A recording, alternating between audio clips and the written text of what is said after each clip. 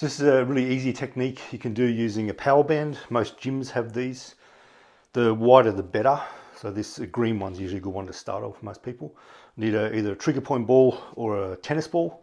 And starting off, even just begin with only the power band. So the first rib mobilisation. First rib's quite high. It's obviously the first rib that you encounter here. You put it across the nape of the neck here.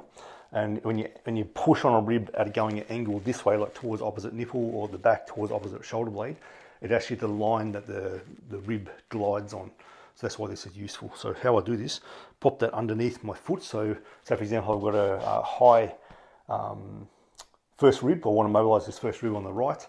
One way to know if you've got a high rib is that you'll have a shoulder that's like this, and usually it's the left side. It can be effective to do this on both sides anyway, that's what I've found. So under the left foot, I come underneath here, put that right up into the nape of the neck here, there, stand up. Now I've got quite a drag going through here, and all I do to start with, I'm just casually breathing. Or a bit like inflated breathing, so in through the nose, out through the mouth, and just letting the shoulder drop as I breathe out.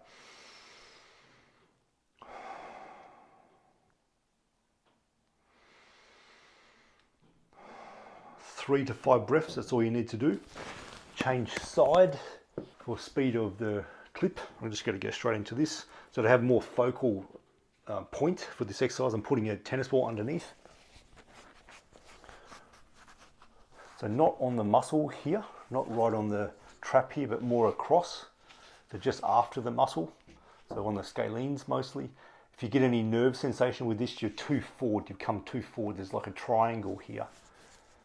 So we're putting it more towards the back of the triangle, not in the front of the triangle. So when you push down, you feel the hard thing here. That's the rib.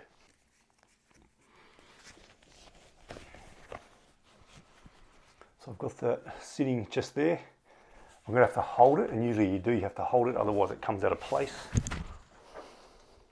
And I'm doing the same thing. 3 to 5 breaths in through the nose, out through the mouth, letting the shoulder drop. Elevated ribs are common. It's not a big issue. It does represent that your diaphragm is somewhat dysfunctional. Most people's are, from my experience. Most people are stuck in the PEC pattern. There's information on my channel about what that is. And you just need to get the diaphragm functioning better so that these ribs feel like then the muscles up here are not so engaged to be constantly pulling the rib cage up because it can't get the compression down through here. So if you have thoracic outlet issues, definitely see someone about it, because there can be some other more sinister stuff going on in the subclavian artery and things. But start doing exercises to get you out of the PEC pattern. And there's a whole playlist on my channel for getting out of the PEC pattern. But this can be very useful to get some results happening quite fast.